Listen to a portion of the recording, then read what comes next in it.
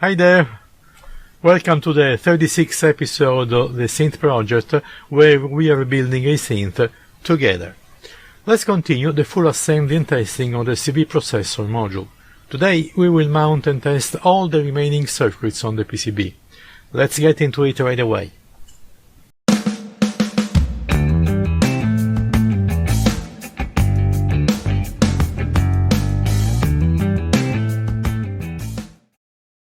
Last time we only assembled the DC mixer on the PCB. Today we will continue with the other circuits using the same methodology. First we build the circuit, one of them one at a time, and then we'll test it before assembling the next circuit.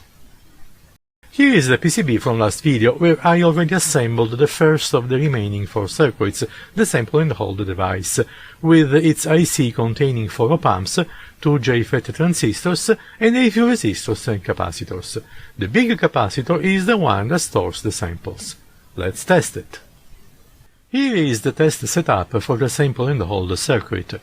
All the elements have been already connected together. This is the power supply board, already attached to the corresponding connector on the PCB. This is the switch used to enable and disable the sample and hold circuitry, which is right now set to disabled and therefore allowing the input signal to go directly to the output. This is the input connection to the function generator, and this one is the output, which is connected to channel 1 of the oscilloscope, which will be displayed with a yellow trace. Here is the current setup of the function generator. We have a sine wave signal running at 0.1 Hz with an amplitude between 0 and 10 volts all positive, since the control voltages we are emulating are all positive. The output of the function generator is also injected into channel 2 of the oscilloscope, visible here in blue. The yellow trace instead, like we said, is the output of the sample and hold circuit. At this moment they are identical because the circuit is currently disabled through the switch. Once we act on the switch to enable the sample and hold circuitry, we can use this push button to generate a trigger signal on the corresponding input of the sample and hold device. This push button is connected to a very simple circuit with a couple of resistors and a capacitor. Each time we push the button, we generate a positive pulse at its output, which will act as a trigger on the circuit under test by entering it through this trigger input pin. Let's go back to the oscilloscope to see what happens when the sample and hold circuit is active and we send a trigger pulse to it. Right now the circuit is still disabled, and we can see that the output has started replicating the same signal present at the input. But now I activate the switch, and you can see that the output is now generating a constant voltage of a value that is identical to what the sine wave had at the moment of the switch. If now push the trigger button, you can see that the output sets just to the new instant value of the sine wave at that very moment. And if I keep pushing the button, the output keeps changing to a new value of the sine wave, and stays there. So basically, with each trigger I am sampling the value of the sine wave at that particular moment, and then I replicate that value on the output without changing it until a new trigger is generated. This way we can sample a value of a variable control voltage at a particular instant, and hold it on the output for a long period of time. Therefore, the name of sample and hold. To finish the testing of this circuit, we now need to verify that the trigger through output works correctly. To do that, let me move the oscilloscope probe from the output to the trigger through. And let's check now what happens on the oscilloscope when I push the trigger button. However, since the trigger is a very fast event, I'll need to change the time base of the oscilloscope, otherwise we won't be able to see anything. Okay, now the time base has been accelerated, which you can figure out by looking at the input signal in blue that now seems almost frozen. And if I now push the trigger button, you can see the short and quick trigger on the monitor, which means that the through output works fine too. Good, so let's now move to the next circuit. And such circuit is the limitator, which you see mounted in this area of the PCB.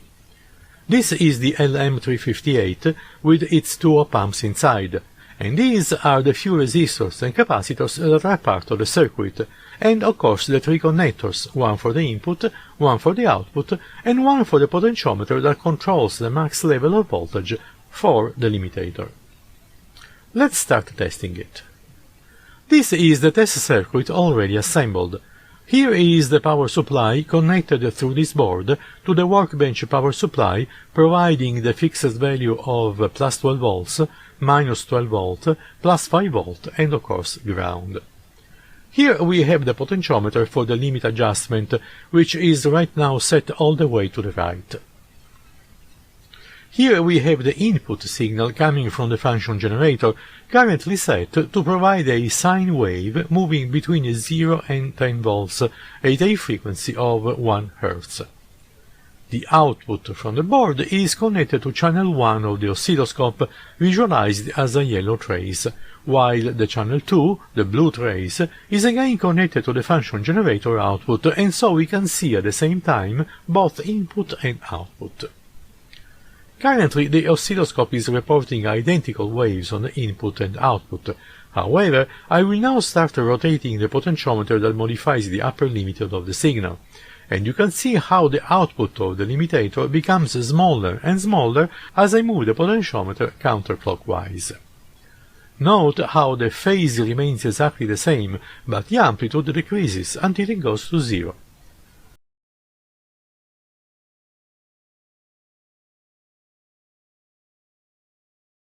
And now let's go in the opposite direction.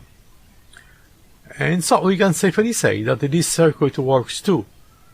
Time to go to the next circuit, which is the glide, confined in this area of the PCB. Here we have the input and output pins, and the pins to connect the switch to select the glide speed range. This one is the connector for the potentiometer that adjusts the speed within the assigned range. And the rest is just a couple of resistors, 4 capacitors, and one IC containing the 2 op-amps with high input impedance. Let's test this circuit. Here is the test bed. The power supply arrives through the usual connector and cables that go to the workbench power supply unit. Channel 1 of the oscilloscope is connected to the output, and the input is connected instead to the function generator, configured to provide a square wave at 0.1 Hz and an amplitude of plus 10 volts, all positive. A potentiometer is also connected to its corresponding connector on the PCB to regulate the glide speed, and this switch is the one to determine the speed range. Currently, the potentiometer is all the way to the left, while the switch is in the open position, which means we are in the fastest range. Let's now take a look at what the oscilloscope shows us. Once again, the blue trace is the representation of the input signal, and the yellow trace represents the output signal. Every time there is a sudden change in the input signal, the output signal follows with a speed that depends on the settings of the circuit. Right now, for example, since we are in the fast range, the potentiometer is set all the way to the left, the speed is at its max, and we do not notice any difference between the input and the output. But once we start rotating the speed potentiometer clockwise, we start seeing a delay in the output signal, both when the signal raises and when it descends. Going all the way to the right with the potentiometer causes the maximum delay, which is not that much at this moment because we are on the fast range. So let's now bring the potentiometer all the way back to the left, and then let's switch to the slow range. You can see that even with the potentiometer all the way to the left, we can still see a slight delay. And if we rotate the potentiometer to the right, we can immediately see its more prominent effect on the delay. Rotating more the potentiometer, the effect becomes even more prominent, and when we rotate the potentiometer all the way to the right, the output becomes so slow that the signal doesn't even have the time to reach its final value before the input changes again.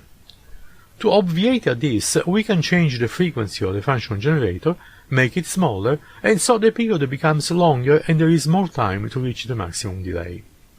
Here is what happens at a frequency of 0.01 Hz. Now we can definitively see the whole variation of the output signal before it is forced to change again because of a change of the input.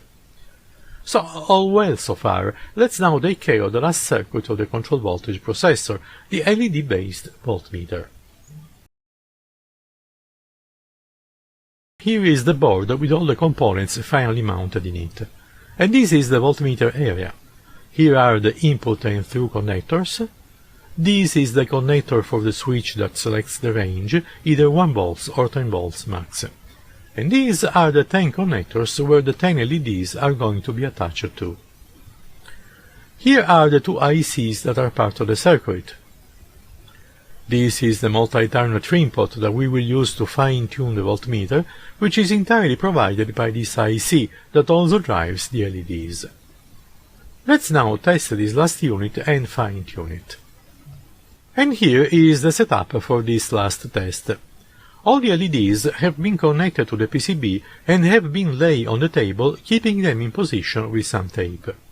The one for the lower voltage is the one on the right, while the one representing the higher voltage is this one on the left.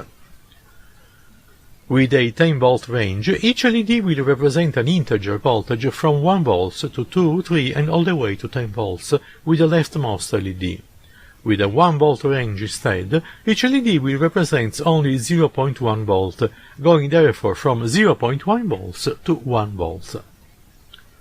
The input of the voltmeter is connected to this generator currently providing 1 volt, and the through connector is attached to this multimeter, so we can verify that input and through voltages are identical.